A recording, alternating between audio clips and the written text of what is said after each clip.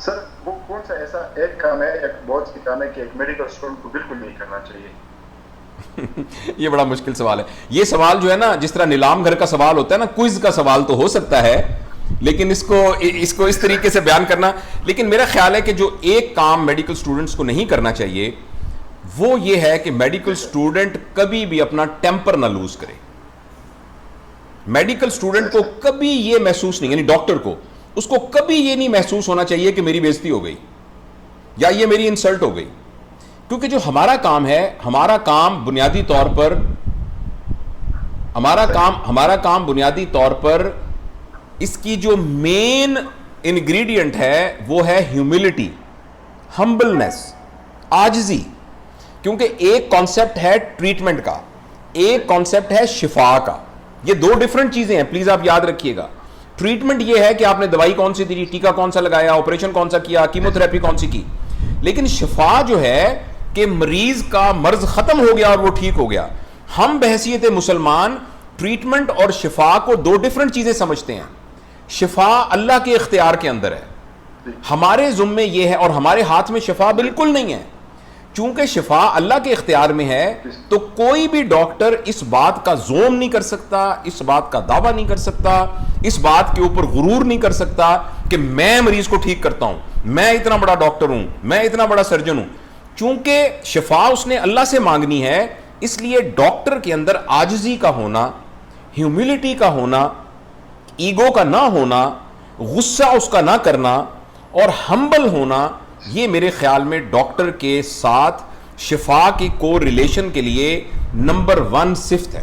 تو جتنے بچے ہمارے دیکھ رہے ہیں ان کو میں یہ عرض کرنا چاہتا ہوں کہ آپ اس بات کو ایز اے اسکل لرن کریں کہ ہم نے کسی صورت بھی غصے نہیں ہونا, خاص طور پر مریض اور مریض کے اٹینڈنٹس کے ساتھ غصے نہیں ہونا. دیکھیے ایک مریض ہے, اس کی ماں مر رہی ہے, اس کی ماں آپ کی وجہ سے نہیں مر رہی, لیکن مریض کو آپ نظر آ رہے ہیں, وہ یہ سمجھ رہا ہے یہ آپ کی وجہ سے مر رہی ہے, اس کا غصہ جائز ہے. اس بیچارے کو پتہ نہیں ہے, ہم اس کو سمجھا نہیں سکے, لیکن ہم اس کی رسپانس کے اندر اس کو اینگر بیک کریں, روڈ بیک کریں, تو یہ ڈاکٹر کو کبھی زیب نہیں دیتا. ڈاکٹر اس کو سمجھائے, ڈاکٹر اس کے ساتھ کمیونیکیٹ کرے, مگر رہے ہمبل, عاجز رہے. عاجزی کرے گا نا ایسے, کچھ لوگ کہتے ہیں ڈاکٹر صاحب آپ کے ہاتھ میں شفا ہے. وہ جو ہاتھ میں شفا والی بات ہے نا, یہ ڈاکٹر کو سمجھنا چاہیے کہ یہ عاجزی کا پھل ہے جو خدا اس کو دیتا ہے, یہ ہمبلنس کا پھل ہے, عاجزی کا پھل ہے. Sir, how to handle family, friends and other constant callers seeking medical advice when you are busy in your own training job? Please do help them. کتنا کی ٹائم لگتا ہے ان کو. Be realistic, know your limitations, know your delimitations and you do it.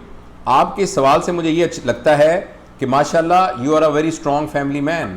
مجھے یہ لگ رہا ہے کہ آپ کے خاندان کے بہت اچھا وسیع خاندان ہیں, اور مجھے اس سوال سے یہ لگتا ہے کہ آپ کے ساتھ بہت محبت کرنے والے لوگ ہیں, اور مجھے یہ بھی لگتا ہے کہ بہت سارے لوگ آپ کو اچھا ڈاکٹر سمجھتے ہیں.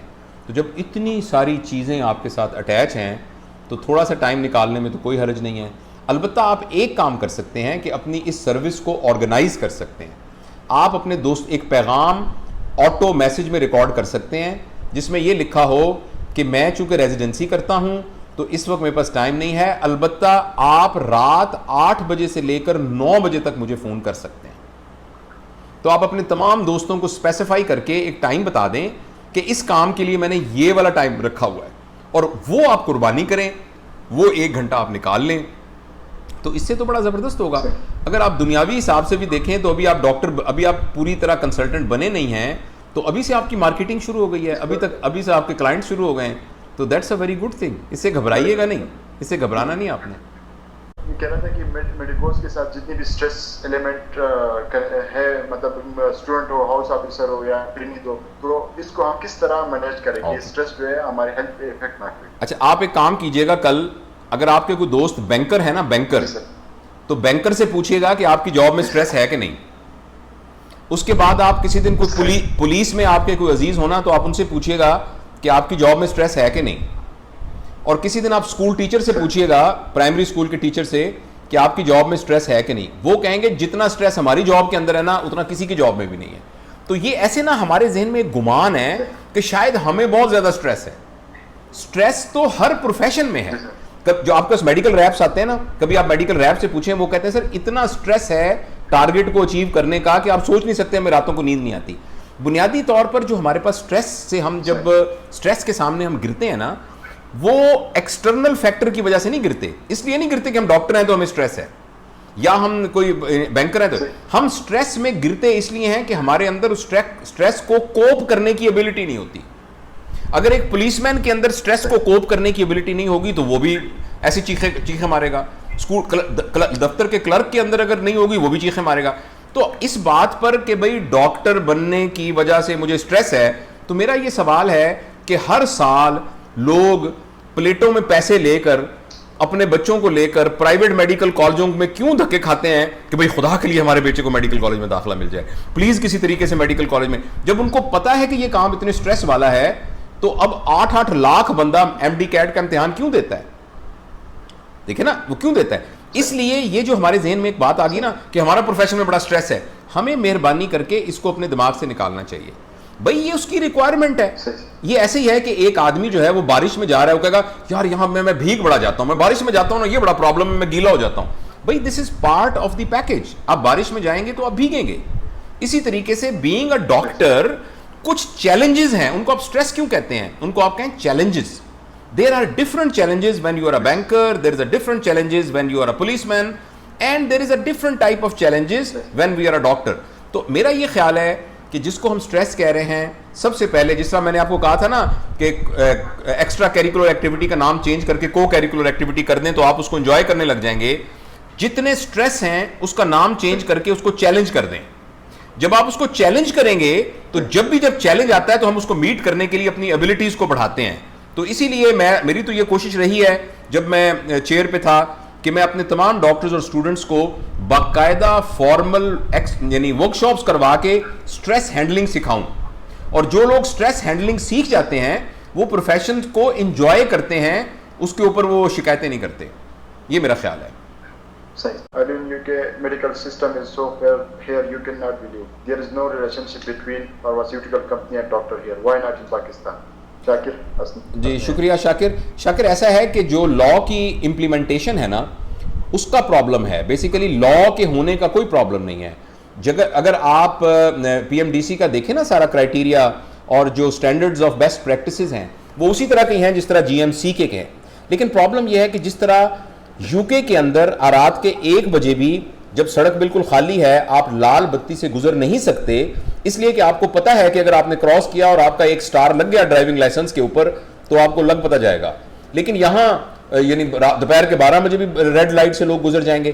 اس کا تعلق لا کے ہونے سے نہیں ہے, اس کا تعلق یہ ہے کہ بحیثیت قوم ہماری تربیت نہیں ہوئی. یہ بات صرف فارماسیوٹیکل والی یہ نہیں ہے, یہ بحیثیت قوم ہماری تربیت نہیں ہوئی. اور دوسری بات یہ ہے کہ سم ہاؤ لا ہمارے ہاں یعنی اس کی ڈسپینسیشن انڈسکریمنیٹ نہیں ہے. تو یہ سوشل ایشوز ہیں, یہ ڈاکٹرز کے ایشو نہیں ہیں, یہ سوشل ایشوز ہیں. تو اس سلسلے میں پولیٹیکل ول میں کہاں کمی ہوئی ہے, سوشل ول میں کہاں کمی ہوئی ہے, ہمارا جو خاندان کی تربیت ہے وہ کہاں خراب ہوئی ہے, پیرنٹنگ کہاں خراب ہوئی ہے, ہمارا ایجوکیشن سسٹم کہاں خراب ہوا ہے, یہ ساری ان کی وجوہات کی بنا پر پوری سوسائٹی کے اندر ایک ڈیٹیریوریشن آئی ہے. تو doctor is a part of a society, تو اس لیے یہ ہوئی ہے. لیکن میں آپ کو یقین دلاتا ہوں اس سارے کے باوجود ایسے بہت سے ہمارے کولیگ ہیں جو فارماسیوٹیکل کمپنیز کے ساتھ بہت فیئر جو WHO نے کرائٹیریا بتایا ہے وہ اس کے مطابق رکھتے ہیں. میں آپ کو یہ بھی یقین دلاتا ہوں کہ لا تھوڑا سا اگر لوز UK میں ہو جائے تو وہاں بھی لوگ, کیونکہ ہیومن نیچر تو ایک طرح کی ہے, تو وہ وہاں بھی لوگ اس طریقے سے کرنے لگ سکتے ہیں. تو لیکن آپ کی بات بالکل درست ہے. میں انگلینڈ میں رہا ہوں, جاتا رہتا ہوں, میں نے FRCS وہیں سے کیا ہے, آسٹریلیا میں بھی میں نے کچھ کام کیا ہے. تو آپ کی بات ایک لحاظ سے درست ہے. پاکستان میں ہمیں بہت سارے ایریاز میں محنت کرنے کی ضرورت ہے. ان میں سے سب سے اہم جو ایریا ہے وہ کریکٹر بلڈنگ ہے. سر پاکستان میں ایشو یہ ہے کہ ایک سروے ہوئی تھی کہ 80% جو فیمیل ڈاکٹرز بنتے ہیں وہ پھر گھر پہ رہتی ہے, ہاؤس وائف بن جاتی ہے اور جاب بھی نہیں آتی. تو ایسی فیمیل کو کیا کرنا چاہیے کہ مطلب وہ جو اپنی سکلز ہے اس کو یوٹیلائز کر سکے؟ لیکن پتہ نہیں یہ کب کا سروے ہے, لیکن میرے تجربے میں تو اب جو ہے وہ لڑکیاں جو ہیں وہ ایکٹیولی انوالو ہوتی ہیں ساری. جیسے ابھی پنجاب پبلک سروس کمیشن کی ابھی ایڈورٹیزمنٹ آئی ہے سینئر رجسٹرار اور اے پی کی, تو انہوں نے جیسے اگر 30 سیٹیں ہیں تو اس میں سے انہوں نے 12 لڑکیوں کا کوٹا رکھا ہوا ہے, اور وہ اوپن میں بھی کریں گی کمپیٹ, اور وہ بھی کریں گی.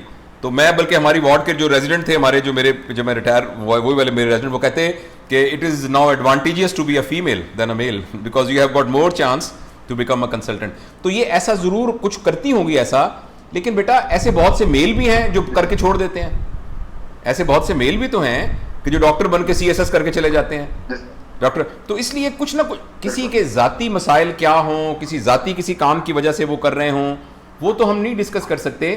لیکن میرا خیال ہے کہ اب یہ ٹرینڈ چینج ہو رہا ہے, اور اب لڑکیاں اکثر جو ہیں وہ اس میں آ رہی ہیں پروفیشن میں. بہت خوب.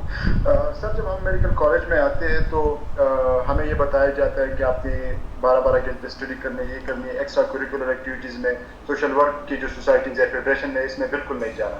تو سر آپ کا اس پہ کیا اوپینین ہے کہ میڈیکل اسٹوڈنٹ کو extra curricular activities, social work ان سوسائٹیز میں شامل ہونا چاہیے یا نہیں؟ دیکھیں بیٹا, سب سے پہلے تو میں آپ کو یہ ریکویسٹ کروں گا کہ یہ جو ٹرم ہے نا ایکسٹرا کیریکولر ایکٹیویٹی, اس کو اب چینج کر دینا چاہیے. اس سے ایسے لگتا ہے کہ ایک کیریکولم ہے اور ایک کیریکولم سے ایکسٹرا ہے. اس کا جو اصل نام ہے وہ ہے کو کیریکولر ایکٹیویٹیز, یعنی آپ کے کیریکولم کو سپورٹ کرنے کے لیے ایکٹیویٹیز. جب میں یہاں پرنسپل تھا قائد اعظم میڈیکل کالج میں, تو میں اپنے دوستوں کو ہمیشہ یہ کہا کرتا تھا کہ جو ہمارے امپلیسٹ, یعنی ایکسپلیسٹ تو وہ ہوتے ہیں جو ہم بیان کرتے ہیں, امپلیسٹ وہ ہوتے ہیں جو ہمارے دل کے اندر ہڈن ہوتے ہیں. جو ہمارے امپلیسٹ لرننگ آبجیکٹیوز ہیں نا میڈیکل ایجوکیشن کے اندر, وہ بغیر کو کیریکولر ایکٹیویٹی کے آپ سیکھ ہی نہیں سکتے.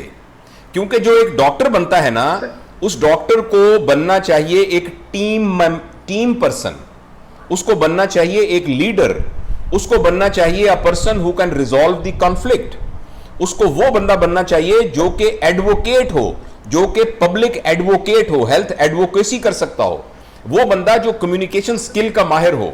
تو یہ جو ساری خصوصیات ہیں, یہ خصوصیات کلاس روم میں بیٹھ کے لیکچر اٹینڈ کر کے وارڈ راؤنڈ کر کے صرف حاصل نہیں کی جا سکتی. تو جتنے بھی دنیا کے اندر کیریکولم ہیں, ماڈرن میڈیکل کیریکولم, جن میں سب سے جو یعنی معتبر سمجھا جاتا ہے وہ کینمڈ ماڈل ہے, جو کہ کینیڈین میڈیکل ماڈل ہے, اور غالباً اسی سے ایکسٹریکٹ کر کے ہمارے PMDC کا ماڈل بنا ہوا ہے. اس کے اندر کو curricular activities actually part of the curriculum ہے.